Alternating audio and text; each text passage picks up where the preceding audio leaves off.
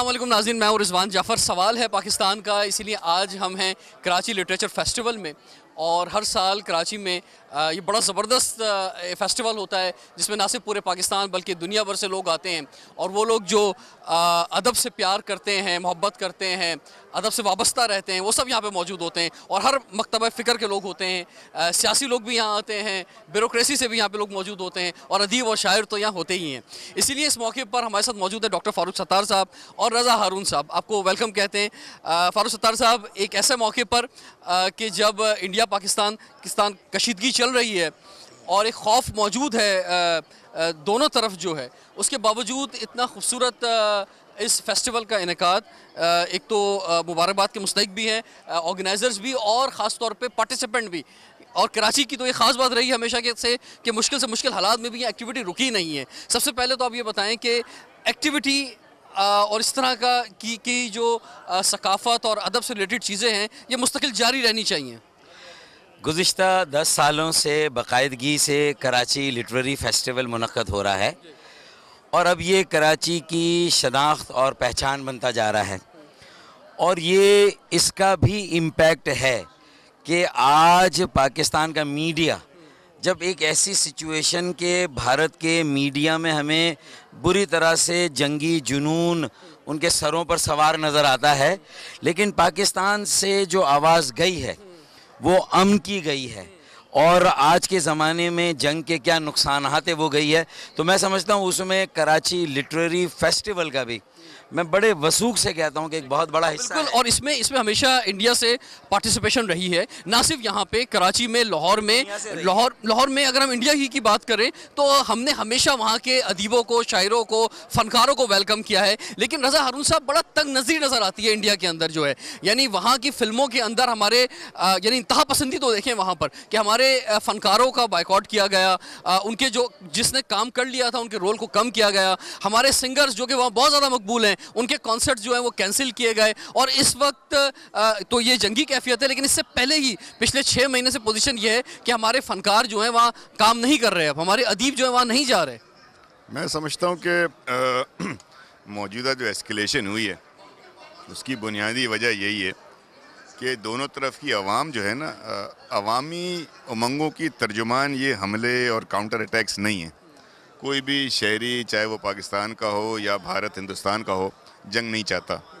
जंग तो मसलों का हल है ही नहीं, पहले तो इस बात को आप समझ लें।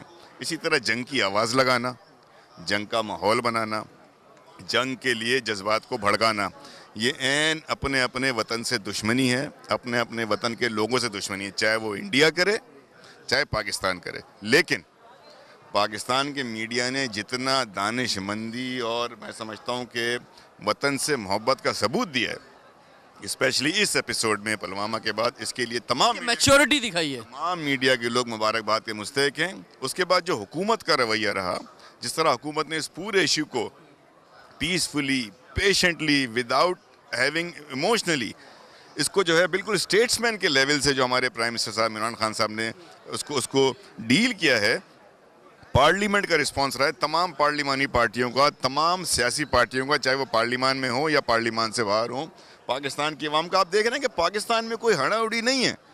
पाकिस्तान में लिटरेचर फेस्टिवल हो रहा है, यहाँ पे कोई किसी को ये कोई सेशन ऐसा नहीं। साथ साथ भी इस वक्त कराची की बात करें तो आज संडे के दिन 6 जगहों पर एक्टिविटी जारी है, 3 जगहों पे फेस्टिवल चल रहा है, एक कॉन्फ्रेंस चल रही है जी, हमारा कोई सेशन या एक जगह पे और भी मुशायरा चल रहा है, तो स्टेज सजा हुआ है ना। भारत के खिलाफ कोई सेशन नहीं है, काउंटर टेररिज्म पे एक सेशन ज़रूर है। तो हम अपने मसाइल को भी समझते हैं, हमने एक मैच्योर नेशन का तस्वीर पेश की है, मसाइल से उलझना भी जानते हैं, सुलझना भी जानते हैं और उनसे निकलना भी जानते हैं। तो यहाँ ख़ास तौर पे रियासत पाकिस्तान की हुकूमत, रियासत पाकिस्तान की अफवाज और हमारी एयरफोर्स के जवान, ख़ास तौर पे हसन भाई, हम तो हसन भाई कहेंगे, हमारी तो आदत है, जिसको दिल से लगा लें उसको फिर साहब कह नहीं सकते। हसन भाई के लिए बहुत बहुत सलाम, सैल्यूट। और मैं समझता हूँ कि हम भी ये कोशिश करें कि ये टॉपिक हो गया, रिहाई कर दी, मेरे ख्याल में बंद होना चाहिए, वहाँ से भी वॉर मॉन्गरिंग बंद हो, यहाँ से तो है ही पीस की बातें। और वो साइड फारूक भाई ये फरमाएं आप कि अभिनंदन को हमने रिहा किया, जिसपे पूरी दुनिया में बड़ी पजीराई हुई, तो हमने उसे चाय पिलाई और बिल भी बड़ा महंगा पड़ा उसे चाय का जो है। और वहाँ जो एक चाय वाला है वो ये कह रहा है कि जनाब ये पायलट प्रोजेक्ट था, फिर आगे देखें क्या होता है। तो आप जो है नरेंद्र मोदी को अपने अल्फाजों में क्या कहना चाहेंगे? मैं ये समझता हूँ कि अमूमन बैनुल-अक़वामी मंज़रनामे पर हमारी दलाइल जो हैं वो उनको वज़न नहीं दिया जाता था, लेकिन इस वक्त पूरी कौम ने मिनसुल कौम और हर शोबे के, चाहे जैसे रज़ा भाई ने कहा कि पार्लिमान में सियासी जमातें हों और हुकूमत हो, वज़ीर आज़म पाकिस्तान हो, फिर मीडिया का ओवरऑल कंडक्ट जो रहा कि कहीं पर भी मतलब बड़ा मौक़िफ़ क्लियर था कि भाई हमारी अमन पसंदी, सुलह जोई और शराब। मोदी को क्या कहेंगे ये बताएं? शराब मोदी को क्या कह रहे हैं हम इस वक्त? को हमारी कमज़ोरी देखें, खिसियानी बिल्ली खंबा नोचे, मैं समझता पूरी दुनिया में एक्सपोज हो गया ना। इससे पहले ये होता था कि हमें मुश्तिल किया जाता था, हम अगर मुश्तिल हो जाते थे तो वो सीन तो पूरी दुनिया को दिखा दिया जाता था, लेकिन मुश्तिल करने वाला बड़ी आसानी से बच जाता था। इस मर्तबा जो मुश्तिल करने वाला था वो भी, और जो मनसूबाबंदी कर रहा था कि किसी तरह अपनी इंतखाबी जो डोमेस्टिक जो पायलट प्रोजेक्ट फेल हो गया, पायलट प्रोजेक्ट फेल हो गया, तो आगे के प्रोजेक्ट में तो सवाल ही नहीं पैदा होता कि कोई। ये इंडिया की जो अवाम है उसका एक बहुत बड़ा इम्तहान है कि आप इंतहा पसंदी के साथ हैं या अमन के साथ हैं, और वो इसका मुजाहरा वोट दे के करेंगे। इंडिया से सोशल मीडिया के ज़रिए जो आवाज़ें आई हैं, ये पहली बार हुआ है कि वहाँ के लोगों ने पाकिस्तान के मौक़िफ़ को सराहा और उसे दुरुस्त करार दिया। मेरे ख्याल में ये बहुत बड़ी अखलाकी। हम लोग जो हैं इस मौके पर जुड़ गए हैं और वहाँ पे जो है तकसीम हो गई है। हम इतने जुड़ गए हैं कि आज हम देखें कि एक ही फ्रेम के अंदर रज़ा हारून साहब और फारूक सत्तार साहब जो साथ खड़े हुए हैं। तो आप भी जुड़ गए हैं जनाब? अगर रिजवान जाफ़र ऐसे कुछ बहुत सारे हमारे पास हों तो बहुत सारी और तकसीम भी ख़त्म हो सकती है, क्योंकि रिजवान जाफ़र ने आज हमें यहाँ पर जोड़ा है। रज़ा हारून साहब, तो आप भी जो है आपस में जुड़ गए, कराची वाले जो है प्रोग्राम खासतौर पे देख रहे हैं कि एक बात का हम ख्याल रखेंगे। देखें, नरेंद्र मोदी से पहले फारूक सत्तार के बारे में कुछ कहें ना आप? फारूक साहब अलग अलग कहूँगा, वो अलग है, ये अलग है। नरेंद्र मोदी साहब बहरहाल अपने मुल्क के वज़ीर आज़म हैं, तो उनको उसी टाइटल से हमें जो है ना मुखातिब करना चाहिए। चाय वाला होना कोई बुरी बात नहीं है, यहाँ चाय वाले घूम रहे हैं, सब मेरे भाई हैं, मोहतरम हैं, तो हमें उस टर्म को जो है ना वो एहतराम से नीचे नहीं। वज़ीर आज़म नरेंद्र मोदी को मेरा एक ही पैगाम है कि सारे एपिसोड में लोगों को याद रह जाएगी तो चाय की प्याली। तो जो मसाइल चाय की प्याली पर हल हो सकते हैं, उसके लिए मिसाइल मारने की ज़रूरत क्या है, ये है इस पूरे एपिसोड का एंड मैसेज। और फारूक सत्तार साहब मेरे बड़े हमेशा रहे हैं, मेरे मोहतरम हमेशा रहे हैं। मैंने बहुत सी अपनी सियासी ज़िंदगी में चीज़ें इनसे सीखी हैं। इख्तलाफात अपनी जगह, कभी नोक जोक सियासी मजाक अपनी जगह। जब मिले मैंने इनसे माजरत ज़रूर कर ली है, आज भी इनसे माजरत कर लेता हूँ, लेकिन सियासी इख्तलाफात होना कोई बुरी बात नहीं है। लेकिन कहा कि आइंदा नहीं करूँगा। वादा नहीं कर सकता कि छेड़छाड़ आदत इनकी भी है और इनसे सीखी भी मेरी भी है, तो वो ज़रूर जारी रहेगी, वो नोक झोंक रहनी चाहिए। ये भी एक हुस्न ही है और ये इसका होना चाहिए, लेकिन लॉट्स ऑफ रिस्पेक्ट इनके लिए भी और तमाम जो हमारे सीनियर सियासतदान हैं सबके लिए। सर बहुत बहुत शुक्रिया, थैंक यू वेरी मच कि आपने जो अपने ख्यालात का इज़हार किया। Thank you.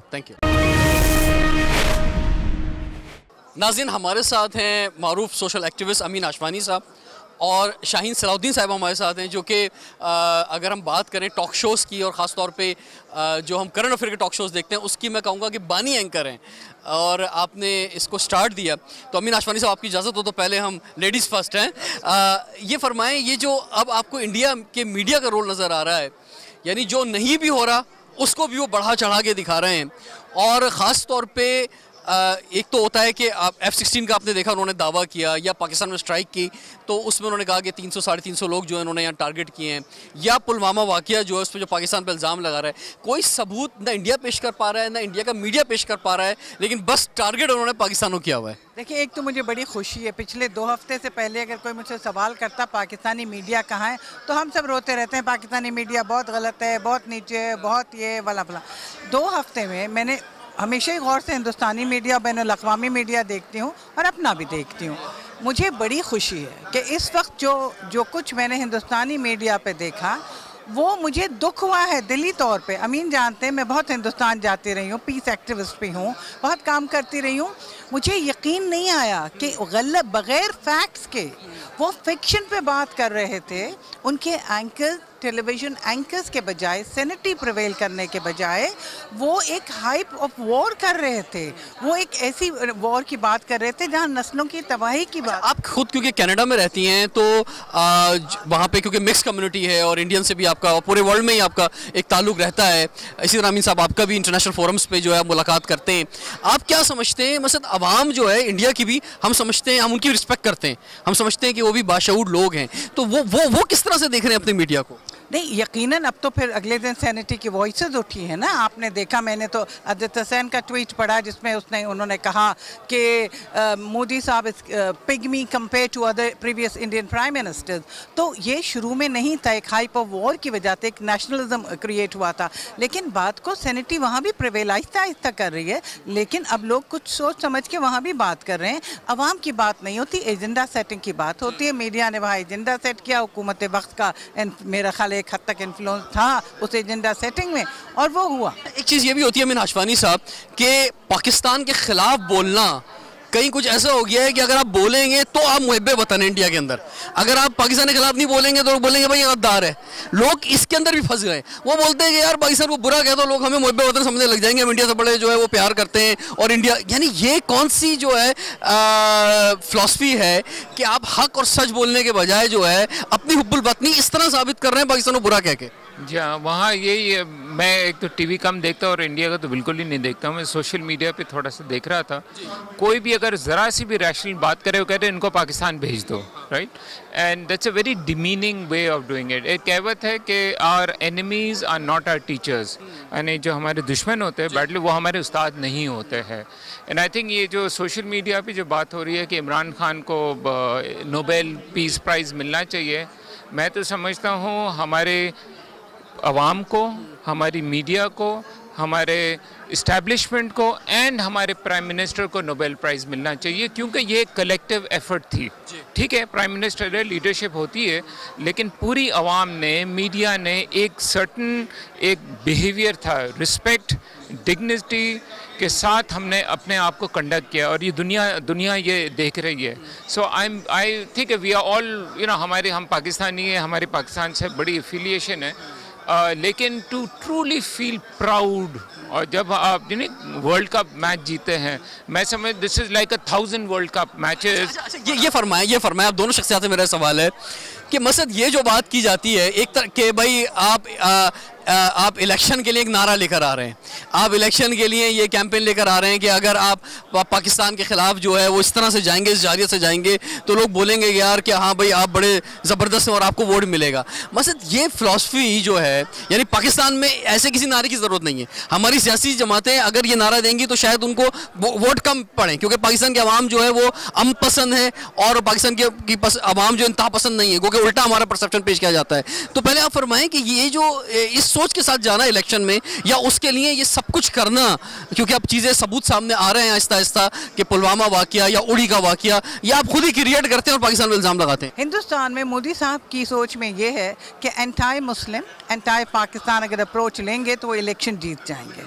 ये एक उनके पास एजेंडा है, लेकिन चूंकि वो एक्सपोज हुए, बैकफायर हुए और उनकी ये कोशिश इस हद तक नाकाम हुई कि सबने कहा, अरुंधति रॉय से लेके हम सब ने, कि उन्होंने वो कश्मीर का मामला जो एक कोल्ड स्टोरेज में पड़ा था वो इंटरनेशनलाइज कर दिया। क्योंकि बम फट रहे हैं, क्यों फट रहे हैं, लोग मर रहे हैं, क्यों मर रहे हैं, ब्रिंक ऑफ वॉर, न्यूक्लियर आ गए, क्यों आ गए, इसलिए कि कश्मीर का मामला है। तो मेरा ख्याल है वो जिस चीज़ को 2 कदम आगे बढ़े थे ये सोच के कि मैं इलेक्शन जीतूंगा, वो बैकफायर हो गया और वो 3 कदम पीछे हट गया। बहुत ज़बरदस्त आपने एक निशानदेही की कि इतना बैकफायर हो गया कि कश्मीर का मामला अब ज़्यादा हाईलाइट हो गया। एब्सोल्युटली, बल्कि मैं एक सीनियर इंडियन ऑफिशियल से बात कर रहा था कि आज से 20 साल पहले हम इंडिया को देखते थे उसका डेमोक्रेटिक और सेक्युलर क्रेडेंशियल्स। अब हम कहते हैं thank God we are in Pakistan, and I think हम प्रोग्रेस कर रहे हैं और वो एज ए सोसाइटी रिग्रेस कर रही है। एंड एक्सट्रीमिज़म याद रखना, जब आप किसी की पे जब आप कीचड़ छींटते हैं तो उसके छींटे आप पर भी गिरते हैं। तो जब आप वो एंटी पाकिस्तान का इतना वेव चल रहा है तो इनटॉलरेंस, एंगर, ये जो वेंजेंस, ये इवेंचुअली आपकी सोसाइटी पर आता है, पाकिस्तान पे नहीं आएगा। हम यहाँ बैठे वो बैठे हैं, तो हम, और अगर हम लव, पीस की हम बात करते हैं एंड हम कहते हैं सब साथ मिलके चलें, तो एंड इंडिया के साथ भी अगर साथ चल के हम मेजॉरिटी, तो ये हमारी सोसाइटी में एक पॉजिटिव इफेक्ट आता है। जब हमने मुशर्रफ साहब के दौर में क्रिकेट मैच खेला और हम हारे, लाहौर और कराची दोनों खड़े होकर हमने स्टैंडिंग ओवेशन दिया, ठीक है। जब वही मैचेस इंडिया में खेले गए थे, दिल्ली हो या कैलकाटा, स्टेडियम जलाए गए थे।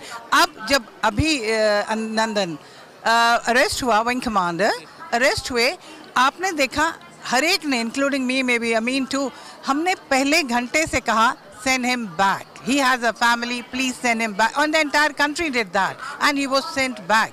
हमें कुछ वैल्यूज हैं, कंडीशंस हैं। लोग कहते हैं अंडर प्रेशर, नो, जहादेव अभी भी इधर है, याद रखो। अगर अंडर प्रेशर हमने कुछ करना होता तो हम जहादेव को भेजते। एक मैं इससे पॉइंट बोलूँ, ये इंडिया की तरफ से हमने, इमरान खान ने बहुत अच्छा जेस्चर दिया, इंडिया की तरफ से आया कि वीकनेस है, प्रेशर में आ गए। एक चीज़ पॉइंट ज़रूरी है कि हमारी public is peace loving. Nawaz Sharif भी जब इलेक्शन जीता था, उसका one of the key mandate was कि पीस विद इंडिया।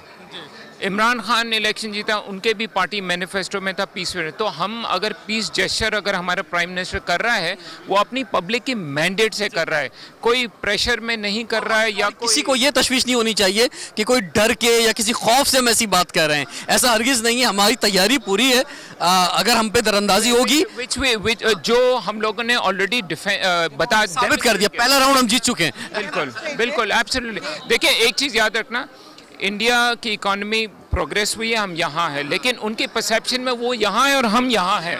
तो ये जो इक्वेशन था, ये एक जो हमने अब दुरुस्त कर दिया है। They know way they are, we know way they are, ठीक है। They might be a bigger country, लेकिन हमारी जो डिफेंसिव कैपेबिलिटीज है, which we need actually only 1/3, वो हमारी इंटैक्ट है। क्वांटिटी का दौर नहीं है सर, क्वांटिटी का दौर ही नहीं है। अब तो डिजिटल दौर है, अब तो क्वालिटी का दौर है। डिजिटल प्लस हमारी इंडिजिनस, हम अपने एयरक्राफ्ट खुद बना रहे हैं, हमारी टैंक्स खुद बन रही है, हमारे मिसाइल्स खुद बने।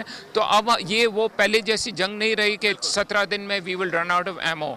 Now we are a very vibrant economy में। आई थिंक हमने बड़ी गलतियां की एज ए नेशन, हम IMF की तरफ जा रहे हैं, लेकिन defence production and defence capability में we have done an outstanding job. हम खुद कफील हैं डिफेंस प्रोडक्शन में, एंड होपफुली ये जंग की बातें नहीं होंगी, लेकिन हमने इस वक्त इस 2 हफ्ते में हमने बता दिया हम कहाँ हैं। और वो जो नारा था 70 साल से पुरानी जमहूरियत का, हिंदुस्तान का, मुझे दिली अफसोस है। मेरे दिमाग में वो लोग, बहुत से एंकर्स बड़े मैच्योर थे, I am sorry, they were carried away with sentiment.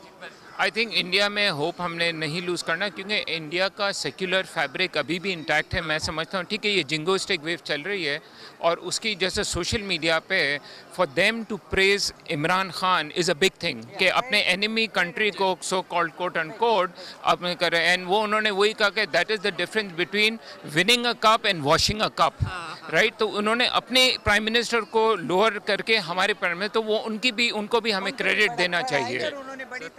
Thank you very much. आप अपने ख्यालात का इजहार किया, और इंशाल्लाह फिर मुलाकात रहेगी।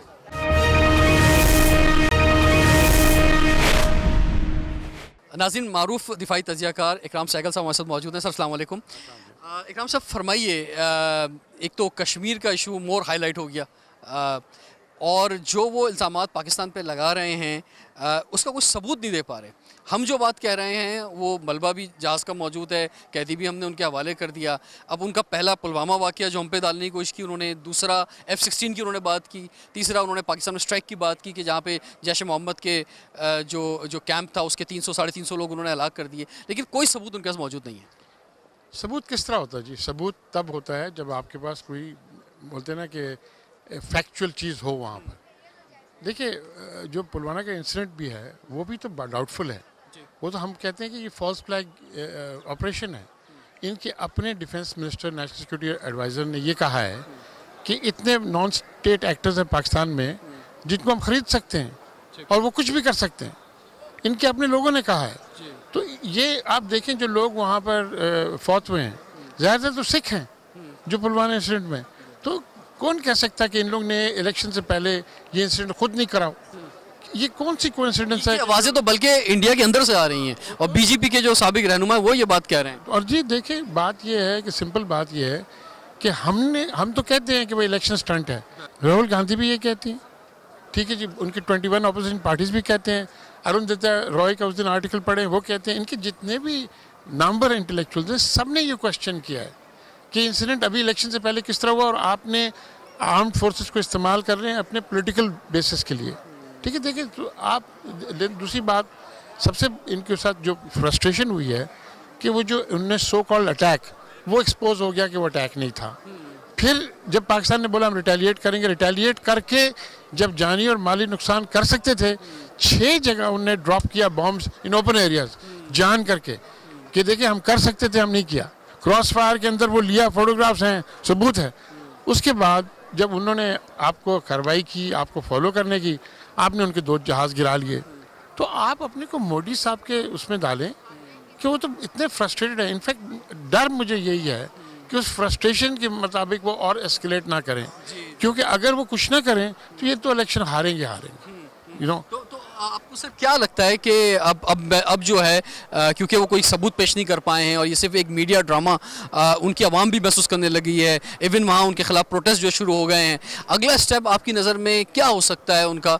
कोई बेवकूफ़ी जो है 2 न्यूक्लियर ताकतों के दरमियान, क्योंकि मिसाइल जब चलता है कहीं से भी अगर जाए तो वो रेडार में आ जाता है, लेकिन उसका ये जज करना कि उसके बाद न्यूक्लियर वेपन है या नहीं है ये ज़रा मुश्किल होता है। और अगर दूसरी जानिब से उसका जवाब दे दिया गया इस दरमियान के अंदर, तो ये तो खित्ता जो है सर बहुत तबाही की तरफ चला जाएगा। देखिए, अगर कोई मिसाइल हमारी तरफ आता है और हमारा कोई भी बोलते हैं ना कि रिस्पॉन्सिबल आदमी न्यूक्लियर से नहीं रिस्पॉन्ड कर सकता है, तो मैं समझता हूँ वो बेवकूफ़ाना हरकत होगा। आपको अस्यूम करना पड़ेगा कि कभी भी उनका कोई मिसाइल अटैक आए वो न्यूक्लियर टिप्ड वॉरहेड है।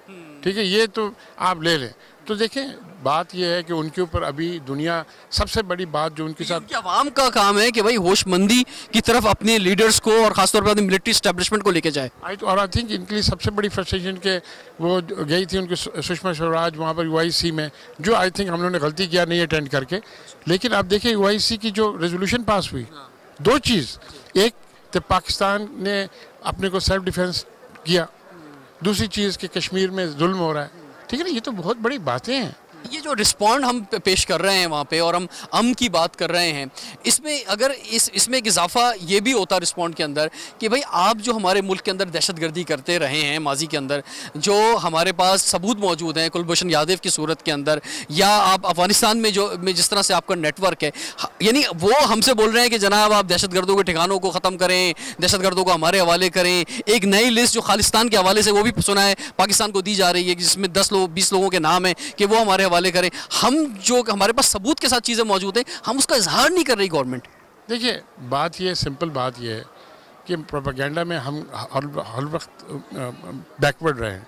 हमारे लोग प्रोपेगेंडा अपने को बोलते ना कि प्रोजेक्ट नहीं कर सके, हमारा इमेज ठीक नहीं कर सके, और हर वक्त उनके प्रोपेगेंडा में हम आ गए। अब BBC जब एक जहाज़ गिरा हुआ है नज़र आ रहा है पाकिस्तान में, पायलट कैप्चर्ड है, एलिजिडली कैप्चर्ड बाय पाकिस्तान कहता है, तो माने BBC वाला तो इन्होंने बिके हुए लोग हैं ना। ये आप इनकी तो नेचुरल इनकी आप जाके BBC में देखें कि इंडियन कितने बैठे हैं वहाँ पर BBC के अंदर, ठीक है ना। तो नेचुरली आपको इसमें दुश्वारियाँ हैं, लेकिन आपको कुछ ना कुछ करना पड़ेगा अपने इमेज ठीक करने और आपकी इंफॉर्मेशन जो फीड है वो प्रोजेक्ट करने ठीक है। लास्ट सवाल सर, FATF का एक चैलेंज आपके सामने, तो आप क्या समझते हैं कि पाकिस्तान के फ़ायदे के अंदर भी है कि हम वहाँ पे अपना केस बेहतर अंदाज में पेश करें, और पाकिस्तान में अगर कहीं कुछ से जगह से जिन तंजीमों को हमने कालदम करार दे दिया है उन पर प्रॉपर ऑपरेशन होना चाहिए। कालदम का मीन्स कालदम ये होना चाहिए, नाम बदल के वो काम ना करें। और दूसरा, अगर उनके कहीं ठिकाने हैं और कहीं निशानदेही हो रही है तो उस पर एक्शन बहुत ज़रूरी है। आपने जवाब दे दिया जी,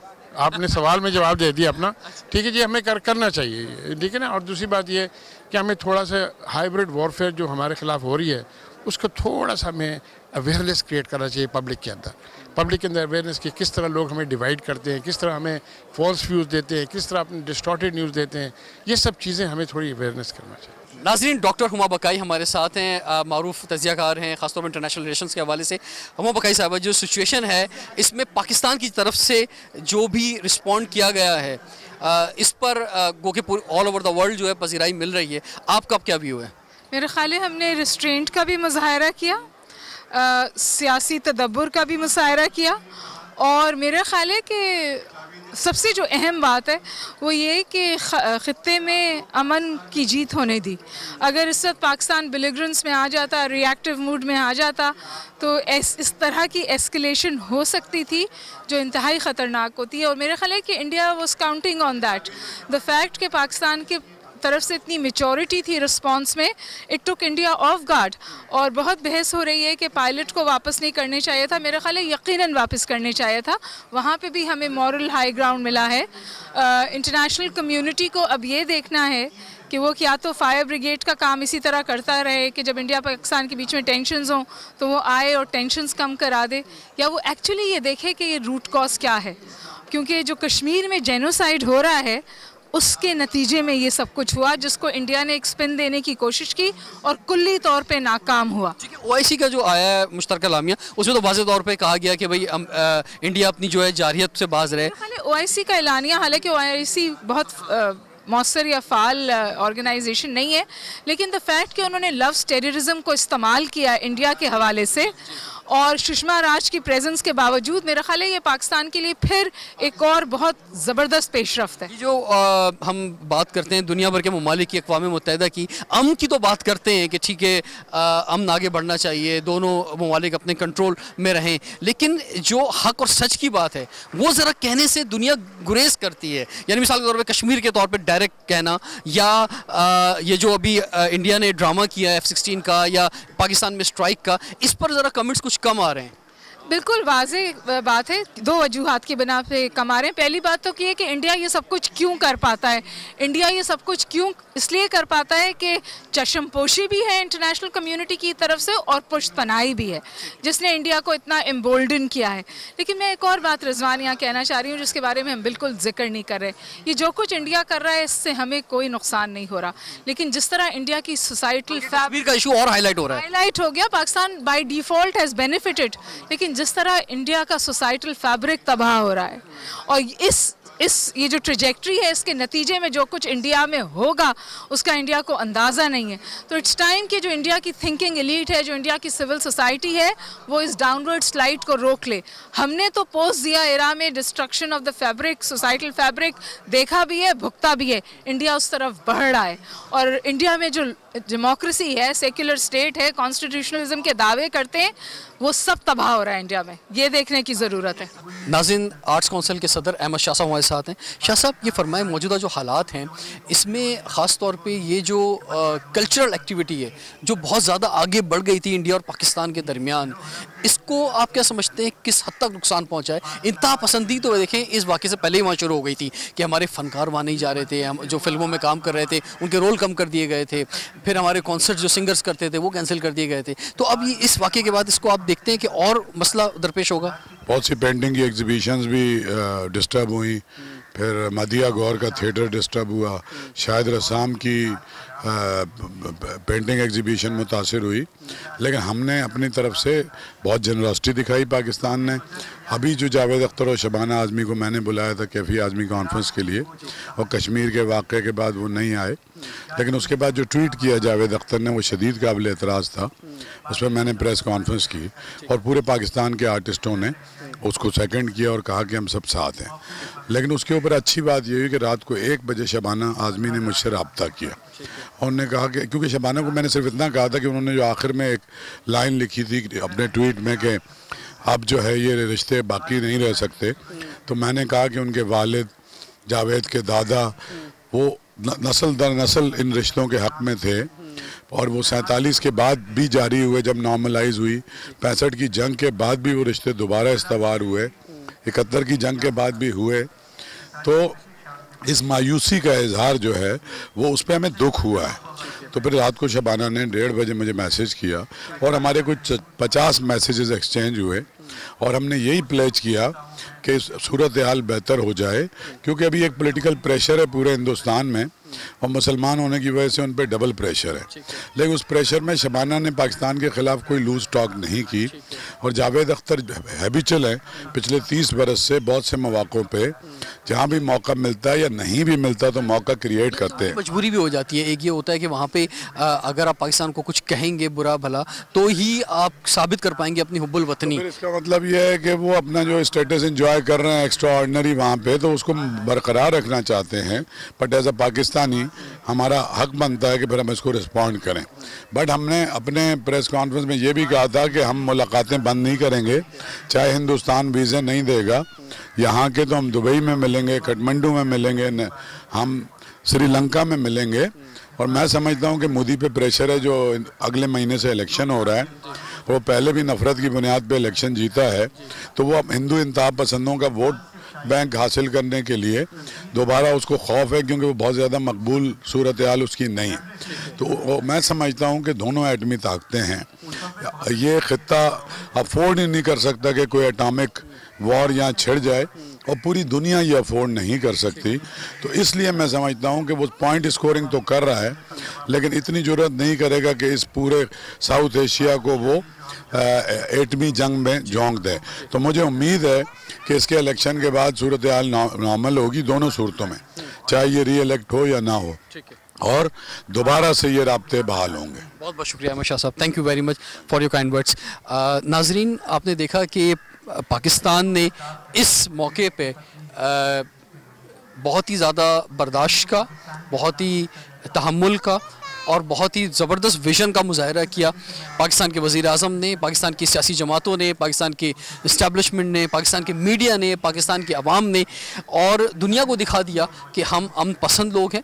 और हमने जो है वो सबूत के साथ बात की, और इंडिया ने जो भी इल्ज़ामात पाकिस्तान पर लगाए उस पर वो कोई सबूत नहीं दे सका। अमन की बात, डायलॉग का रास्ता, यही जो है आगे कामयाबी है, और यही आगे चलना चाहिए। और जिस तरह से आप देख रहे हैं कि इस वक्त कराची लिटरेचर फेस्टिवल में हम मौजूद हैं, और यहाँ पर कितनी बड़ी तादाद में लोग जो हैं यहाँ पर मौजूद हैं। अनवर मकसूद साहब इस वक्त स्टेज पर अपने ख्यालात का इजहार कर रहे हैं। तो ये एक्टिविटी पाकिस्तान में जारी है और इंशाअल्लाह ताला जारी व सारी रहेगी। रिजवान जाफ़र को इजाज़त दीजिए, सवाल है पाकिस्तान का।